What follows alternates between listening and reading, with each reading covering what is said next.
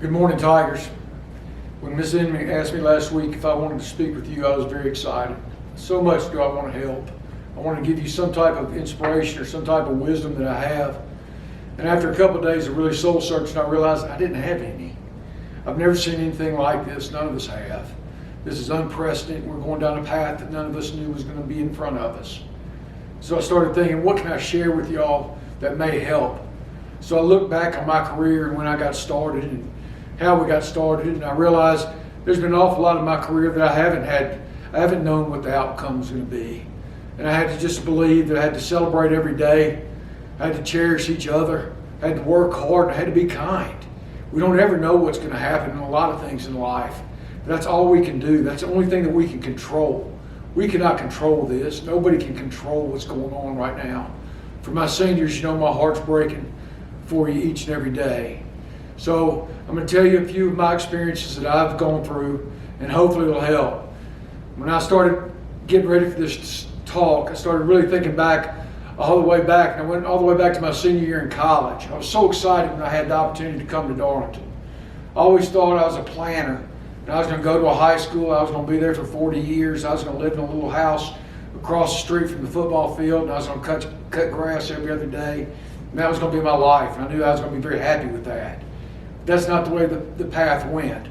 I didn't stay in Memphis. I came to Darlington, which was a great opportunity. But I was so excited. The day before graduation, this is a story that I hadn't told many people. And in fact, it kind of humbles me. It was kind of embarrassing, you want to know the truth. But at the point, I didn't know, I thought it was funny. Maybe you'll laugh at it. But it was the day before graduation in college. It was probably the last meal I ever ate at Rhodes College. So it was lunchtime at Rhodes. I'm sitting there in the cafeteria. I had a unique relationship with the president of Rhodes. Not many of the kids knew the president, but I did. I guess serving as captain of the football team, he gave me projects from time to time to work on, and we had a nice little relationship. Well, anyway, I'm eating my final meal at Rhodes, and President Dodwell comes and sits next to me. I thought it was kind of strange he was even in there, but I was really proud. I was really being proud that the president chose to sit with me. And he goes, "Okay, Eddie, so what are you going to do after graduation?" I said, "President Dodwell, I'm going to Darlington School in Rome, Georgia." And he was quiet, and he goes, "Is that Jim McCauley?" And I said, "Yes, sir, he hired me." He goes, "What are you going to do there?" And I said, "I'm going to be the assistant offensive line coach, and I'm going to teach English." And he got quiet for a few more minutes, and he kind of finished his meal, and he goes, "Eddie, I got some advice to give you." And I said, "President Dodwell, I'm ready." And he goes, "Listen, when you go to Darlington, don't throw food in their cafeteria." And I remember just thinking, "Dang gummits, this is very humbling." I didn't know he knew I threw food in the cafeteria. But anyway, I come to Darlington. I was really excited. I got hired by Coach Charlie Davidson. Coach Charlie didn't realize it was going to be his last year coaching. But he was third winningest coach in the state of Georgia, and I was excited to work with him. He had me come in mid-July. He wanted me to help him get the fields ready. So I had an opportunity to kind of get to know Coach Charlie, which was great. Very early on, he set my expectation. And one of the first practices, we were out there working on special teams, and I was in charge of the long snappers. And after practice, he brings us all inside, and he goes, "Okay, Eddie, what do you think?" And I said, "Well, Coach Charlie, you don't have any long snappers." And he looked at me and he goes, "Well, that's why I hired you." So I realized right away I was hired to make a difference, and that meant a lot to me. Well, I was the assistant offensive line coach. Very first day of practice, we go out there, we're going through the drills, and I realized that the head of the offensive line coach wasn't really sure what all to do. So he looked at me and he says, "Do you have any drills?" I said, "Yeah, I got lots of drills." So we jumped in it and we're flying around, we're doing okay. After practice, we go inside, and Coach Charlie looked at us all and he goes, "Eddie is now the offensive line coach, and now you're his assistant." And I was very humble. I didn't know, but I remember leaving that meeting thinking, okay, this is not what I was planning, but I can do this. The very next day, we're at football practice, and Coach Charlie told me to go out there and get the scout team defense ready. And I said, "What do you want to run?" And I didn't know anything about defense. I played offensive line in college. And he said, "Put them in a 5-3. Well, I knew that meant 5 men down, 3 linebackers. So I got them lined up, and we're okay, and we're having a good time out there and flying around. And after practice, we go inside, and again, Coach Charlie sits down, and he goes, "Eddie is now the defensive coordinator." I'm like, good goodness, I'm 21 years old. I do not know what I'm doing. My president of my college just told me I threw food in the cafeteria. Now I'm the defensive coordinator at this school. What am I going to do? Thank goodness that some of the old assistant coaches were here, taught me. And I'd come in every night and they'd explain to me about defense, and I could do that. But these were all situations that they changed my life. I mean, they really did. And really gave me a better path. Didn't see that path, but it gave me a better path. Okay, and another situation happened in October of that year. And again, I'm 21 years old. Coach Charlie comes to me and he's in the parking lot and we're out in front of Wilcox, and he goes, Eddie, you're the head girls track coach. And I go, Coach Charlie, I don't know anything about track. And he goes, well, you did it 4 years in college. And I said, Coach Charlie, I was a shot putter and a discus thrower. I have no idea how to do running events. The hurdles confuse me. The starting blocks are amazing to me. All of this is crazy. He goes, you'll do fine. And so I go out there, bless my little girls. We go out there in January to start practice. I coach them like football kids. I know this sounds crazy, but we were running bleachers. We did the wave drill, if you can believe that. I didn't know what I was doing, but I kept reading and I kept looking and I kept talking to people. And so finally we kind of figured it out. A great example of what I didn't know, the 4x100 relay scared me to death. I mean, they're going so fast and those handoffs are so fast. How do you do that? So I wasn't sure. I read about it, but I can remember going out to practice, and thank goodness I had a great little senior, Marissa Gaba. And so I said, Marissa, I have an idea about how I want us to do handoffs, but show me how y'all did this last year and let me look. So she showed me how they did their handoffs last year, and I said, it's exactly what I was thinking. We're going to continue just that way. So we did it, but you know what? I ended up loving coaching girls track. At one point, we had over 100 girls on the track team. My last 2 years, we won 2 state championships. We had a great time. Awful proud of what that did. The other thing that happened really quick in my career was I met my wife. She was a first-year teacher, and we went out in September. We were engaged by March. We got married in December, and I didn't know what I was doing there either. Now, don't get me wrong. I knew she was the love of my life. I knew that it was the best decision I ever made, but I didn't know what I was doing. I didn't have any money, so I knew I was in charge of the honeymoon. So my wife and I, we go to Florida. We got married in December 21st, and we spent Christmas in a hotel room in Florida. We have a great time, but every day she goes, honey, where are we going out to dinner? And I'd say, I don't know, honey, just make sure they take American Express. And so that's what we did. When we get back home, and she asked me one Saturday, she goes, what are you doing? I said, well, I'm cleaning out my truck. And I said, why are you doing that? And I said, well, I just had to sell it to Coach Charlie. And she goes, why'd you do that? And I said, I had to pay the American Express bill. So a lot of times we don't have paths. But I loved Darlington. I did. I learned so much. Mr. McCauley taught me professionalism in class. Mr. Joy, a vision. Jim Van Ness taught me the value of relationships. Jerry Sharp taught me the value of being prepared thoroughly. Reba Mixon taught us the value of being kind. So what I'm telling you right now is, guys, we don't know what's going to happen. We don't know our paths a lot of times. But you just have to celebrate each day. We have to cherish each other. We have to work hard. And we have to be kind. I left Darlington. I went to St. Paul's Episcopal School down in Mobile. St. Paul's, at least then, was the largest Episcopal school in the nation. I had my opportunity to be a head coach there. You know what I realized? When you get to be a head coach, you don't know either. Okay, now you don't have anybody to blame. You're in charge of that. I knew that I took over a program that had gone to the 4A level and did not win a game at the 4A level. People said, well, we can't win at the 4A level. And I knew this. I knew I wanted my team, I didn't know much, but I knew I wanted my teams to be the hardest working. I knew I wanted my teams to believe that, to buy into that with their culture, and I wanted them to enjoy success. Well, we worked extremely hard. What I learned at St. Paul's is to celebrate every day. We worked every day. Some people criticize us. We lifted weights 6 days a week, 6 months of the year. I don't care, but my kids bought in. By the second year, we made it to the semifinals. We had a great deal of success. We ended up making it to the 5A level. Some years were better than others, but every one of my groups realized that they had to celebrate our culture, that we're going to celebrate every day, and we're going to work harder than anybody that we play. And with that, it was great. Well, in Super Bowl Sunday in 2007, I saw that there was an opportunity for a position that I was interested in. It was at Montgomery Bell Academy in Nashville, Tennessee. I knew about Montgomery Bell because I grew up in Tennessee. Some of my guys I played with in college were from there, and I saw the love of their school. Well, I knew the headmaster, Brad Joya. He's with me here at Darlington. So I emailed him and said, "Do you want a copy of my resume?" He said, "Please send it on." So I did. And he said, "We want to invite you in for an interview." I didn't think I had much of a shot because I was very happy in St. Paul's down there. I had a great team coming up. But I went up there to interview because I knew what kind of school it was. After about a week, he called and he said, "Eddie, you made it to the final two." Wow, made it to the final two. So I went up there and interviewed again. When I was there, they said, "Eddie, we really want you to come up here and serve as athletic director."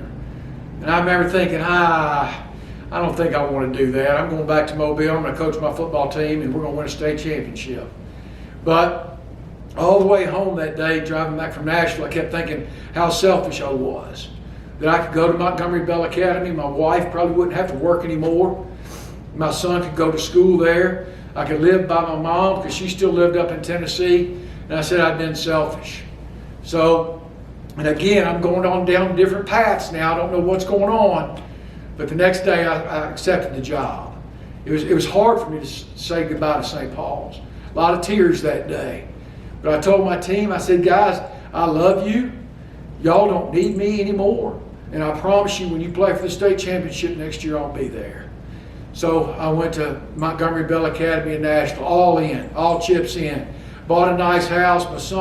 My youngest son was going to be in 8th grade. My oldest son was going to walk on at Auburn. So everything was good. Doesn't always go that way. I got to tell you a little bit about Montgomery Bell.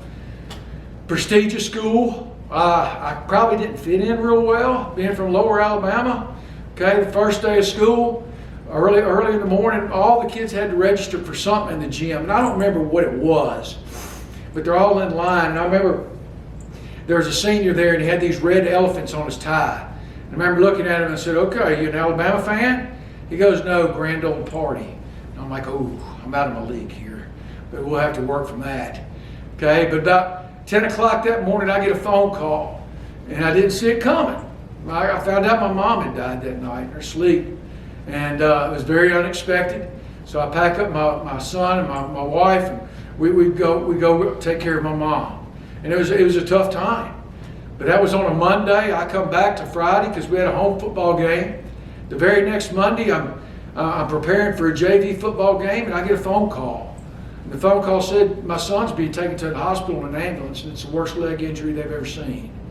And I said, "Okay." So I drop everything. I go to the hospital. He dislocated his ankle. Not that bad, but it did look bad. And but anyway, he needs surgery, and he's going to be gone for a while. So he misses basically the first 2 or 3 weeks of school. He gets behind. And NBA is a lot of things, but it's not a nurturing place. When you get behind, they just push you harder. Well, they kept pushing, and after a while, he broke. So at Christmas time, I had to pull him out of NBA. And my wife and my son looked at me at Christmas time, and they said, "Daddy, we came up here to be close to grandmother, and for me to go to NBA, it's not working out. Can we go back to Mobile, please, where I can go play football?" And I said, "Yes." And so after 9 months, and again, I thought I knew everything. Here I am going to this big prestigious school, and this is going to be this great job. It's really one of the best jobs in the South. And I go in there after 9 months and say, "I got to leave." Okay, well, I remember I didn't know what to do. I just kind of let people in Mobile knew that I was looking for a job again. Well, my job had been filled. Sure enough, my team had just won a state championship. Okay, so that coach wasn't going anywhere. What am I going to do?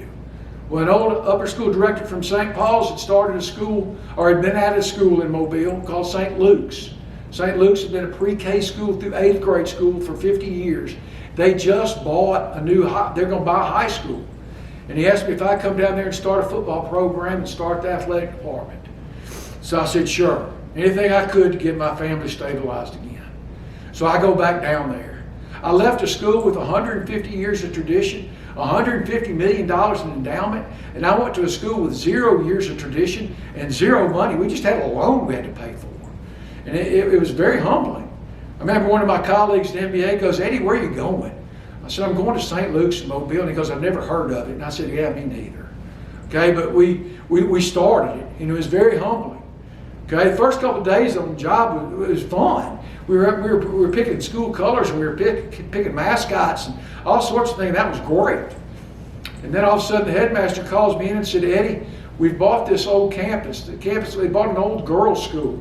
It'd been vacant for 30 years. And he goes, and we're renovating that. And he goes, you're in charge of the renovation."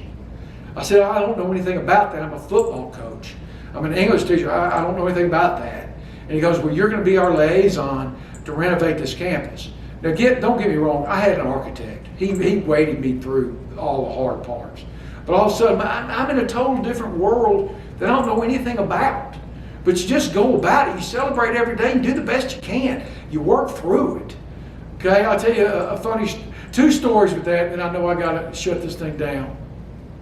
But we're at St. Luke's, and the football team was absolutely horrible. Horrible. Okay, I mean, they had never played football before. And we started from scratch. And in Mobile, you got to have football to succeed, so I knew the importance of it. But we ended up doing fine. I'll never forget, and we started playing a varsity schedule when I only had freshmen and sophomores on campus. Okay, and you don't know how hard that is. You're going against these varsity teams with grown men, and I got these little guys that hadn't even shaved yet. But we did fine. And I'll never forget, before the week 8 game that year, I'm sitting out there, and I am in rural Alabama. I mean, we're a small school. I'm somewhere an hour and a half from Mobile. We're playing some little bitty school. All I can hear is Phil Collins, "In the Air Tonight." They did the same thing like for 2 hours before the game. And I remember thinking, please God, let my kids somehow find some success. We've been playing for 3 years and we hadn't won a game yet. Okay, that night we won. And it was great. It was great to see them celebrate. The next week we won again, and then we won again, which was great. But it was so funny watching them on the bus coming home because they didn't know how to celebrate a win. They'd never won before. But when we pulled into the parking lot that night at that school, the entire place was packed with people celebrating our kids and what they'd done. But anyway, that's not the story I'm going to tell you, but it is about the campus renovation. I learned a lot. Okay, I learned about cannibalization. 2008, the economy was tanking. Everything was tough. Everything was tight. I'm learning as we go. Okay, well, we had our athletic fields in the back. The athletic surfaces we sprigged. And what that means, we put down sand and then they plant pieces of grass. And it grows together. You put a lot of water on it and it'll grow together, give you a better surface than if you sodded the whole thing. And that was great. But all our athletic surfaces were up high on plateaus. So we had all these bare slopes. Didn't know what to do. And so we get them all sprigged, and the architect looks at me and he goes, "Eddie, you got to get sod on those slopes and you got to do them in a hurry." Well, in Mobile, it rains every afternoon in the summertime, just about. It's so hot down there. And I looked at him and I said, "Sir, that's a lot." And he goes, "Well, you got to get sod on that or we're going to lose our surfaces." So I went to the business office and I said, "What can we do?" And they said, "Well, I'll buy you the sod, but I can't buy you the labor." Well, at St. Luke's, I worked all my kids out together. The entire athletic department, boys, girls, we all came together at 6:15 every morning. And I'd probably have 60 or 70% of the student body there. We worked hard. It was a great time for us, especially in the summertime. But we go till about 8:30 in the morning. And after workouts every day, I'd say, "Guys, we've got to get sod on these playing surfaces. This isn't just for me. It's for y'all. If y'all can help, I sure would love for you to have some help right here." And sure enough, the kids all bought in. And again, these are just freshmen and sophomores. These are young. I said, "I can't pay you $1. I said, but I can give you water." And so we started. And we did that relentlessly, day in and day out. That first summer, we laid 190 pallets of sod. Just me and the kids and my 2 assistant coaches. And they were great. But anyway, guys, what I'm trying to tell you is we don't ever know what paths we're going to have in front of us. We don't know what's in front of us right now. We can't do anything about that. All we can do is celebrate every day. We have to cherish each other. We have to work hard and we have to be kind. That's all I know to do. I've gone through a lot of different paths. I'm still going through these different paths. But all I know is that I miss y'all very much. Okay, and I want you to know this.